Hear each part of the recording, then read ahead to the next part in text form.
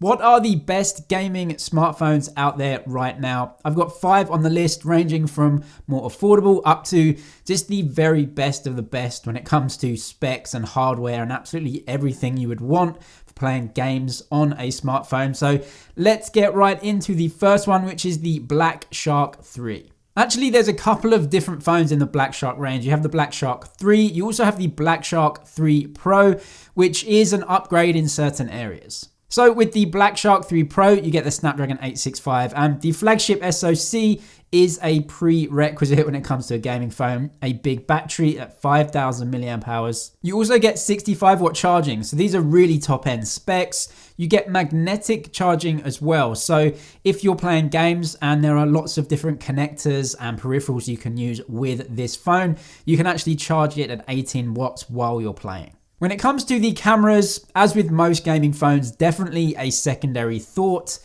but you get a good main sensor, the Sony IMX686, 64 megapixels. It's a good modern sensor, and actually the sensor size is pretty big too. I think as a main camera, it's actually a really good performer. The phone itself isn't going to be up there with camera phones, and also the ultra wide is decent. It's okay, it's not the best, but as I said, camera is definitely a secondary thought when it comes to gaming phones. What's really good about the Black Shark 3 Pro is the huge screen, 7.1 inches. You also get these triggers as well, which pop out the phone, which is really just outrageous. And that's exactly what you want in a gaming phone, just crazy hardware. It's a 90 hertz refresh rate, so not 120 hertz, not 144 hertz, which we're seeing in some other phones and some other phones on this list. 90 hertz for now, it's a decent spec, definitely. And most games are going to get that little bump in refresh rate to make it a bit smoother. If you want a proper gaming phone, something that has the hardware built in, the triggers, then this one's definitely for you. But it is way more expensive to get the Pro version than the non-Pro version. The non-Pro doesn't have the triggers that pop out, but it is way cheaper, and that may be a consideration for you. Worldwide availability also may be quite sparse. I'll put all the links to these phones in the description below. You can go and check them out on Amazon, see the prices and the availability in your region. Next up on the list, we have the fairly newly announced Red Magic 5S, a small upgrade on the Red Magic 5G that was released earlier this year. In this phone, you of course get the Snapdragon 865, not the Plus version, which they may have used, but they didn't do it, just the 865. You also get a 6.6-inch display on this one, which is Full HD Plus and a really good spec, an OLED with 144 hertz refresh rates. That means you honestly are covered pretty much for any games and gaming upgrades over the next few years. That is a really high-end spec, and so that refresh rate with an OLED screen pretty much not going to get beaten this year, maybe even next year. You get the same main image sensor as the Black Shark 3, so that's Sony sensor, 64 megapixels. You can record 8K video on here though, because the megapixels of that main sensor are way high enough and the Snapdragon supports it. Really, the focus of the Blackmagic 5S is the hardware. You get a fan inside of this phone. You get some really good looking grills either side. And when you charge the phone, it actually uses the fan to charge the phone quicker, keep the heat down, and get that power up into the phone. It can charge at 55 watts, but it only comes with an 18 watts charger in the box. So you'll have to buy an accessory if you want to actually up it to the max. There is also a magnetic connector on this one at the side. So again, you can actually attach loads of peripherals to this phone. And this one comes with air triggers as well. Really good to see them on a gaming phone.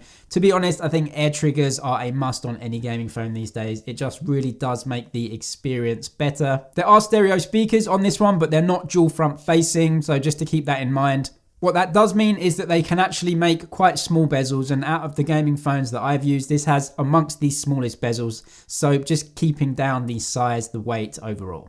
Please don't have a massive go at me in the comments for including an iPhone in a list of gaming phones, but really, if you're looking at iOS, then this is for you. And to be honest, this phone does have a lot of specs that are just the best of the best and actually really good when it comes to gaming. The first is one of the most powerful chipsets that you can get in smartphones. You also get really good stereo speakers on this, and I would say they're better than the two previous in the list in terms of the sound and the bass. The downsides when it comes to gaming: no air triggers, no unique hardware built into the phone, no high refresh rates either, which is a big laggard in terms of this list. No headphone jack either, also may be important if you're a gamer. So there are some downsides in terms of those unique gaming aspects, but you just get a phone overall with a great camera and a normal design that you can use every day. Moving on to another normal phone though, which I think is amazing for gaming, and that is the Galaxy Note 20 Ultra.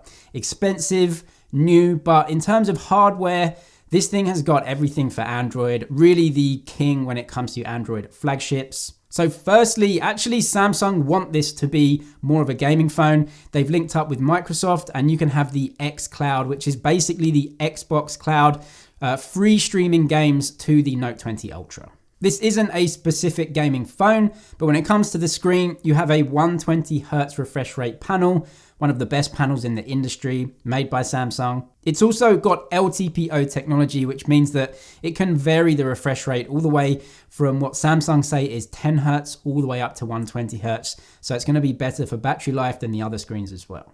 The speakers on the phone as well are good, but definitely not amazing and do get beaten out by some other phones. That's just what you get when you have a normal looking phone without some specific gaming hardware. But overall, when it comes to the power, the screen, it's a great phone, and the connection with xCloud from Xbox, definitely good for this phone. Not just the Ultra though, the vanilla Note 20 also has this. No high refresh rates on that phone though. Definitely some specs downgrades from the Ultra. Then we come on to what I think is the king of gaming phones, the ROG Phone III.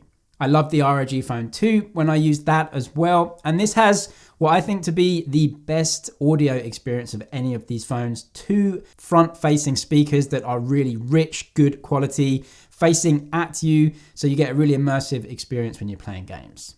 This phone looks really similar to the ROG Phone II. There's just some small upgrades when it comes to the design, but really they just went for the internals, so you get the latest processor, the Snapdragon 865 Plus, and the screen 144 Hz OLED. 30-watt charging on this gets beaten out by some of the other phones, but a 6,000 mAh battery, by far the biggest in this list. The same 64 megapixel main image sensor as the first two, so you're going to get more or less the same experience. It's going to come down to how they process the image. I actually think though that on the ROG phone, the ultra-wide camera holds its own as well. I think the camera experience on the ROG phone is actually quite good. And that is high praise when it comes to gaming phones from me anyway. You also get reverse wireless charging on this one at 10 watts. The gaming triggers are on here as well, built into the phone. This phone is definitely bigger than the Red Magic, for example, and the Black Shark Non-Pro. Because you have those big bezels and the speakers, definitely a bigger, heavier, thicker phone than those two. The Black Shark 3 Pro, actually about the same or even a bit bigger than this one. Another thing I'd like to highlight about the ROG phone is that the haptics are really good as well. Just heavy, clicky, and amongst the best on this list. Something weird about the ROG phone though is there is no headphone jack on this phone, which is kind of weird for a gaming phone, but hey, the headphone jack is going, and if you want a headphone jack, Red Magic or Black Shark is your best bet. I can't not mention as well the Lenovo Legion gaming phone, 6.65-inch AMOLED display with 144 Hz Snapdragon 865 Plus and up to 90-watt fast charging on that phone, although that is the top end variant. This has some really amazing specs on there, but there are no air triggers on this phone, and for a gaming phone, you're getting that gaming design, a really unique pop-up selfie camera that comes out of the middle of the phone. Definitely worth a mention though, a really gaming focused phone. Let me know what your favorite is, which ones you've used, and which one you are looking for in the comments. That's it for now though. Thank you for watching. Subscribe if you liked it, and I'll see you in the next one.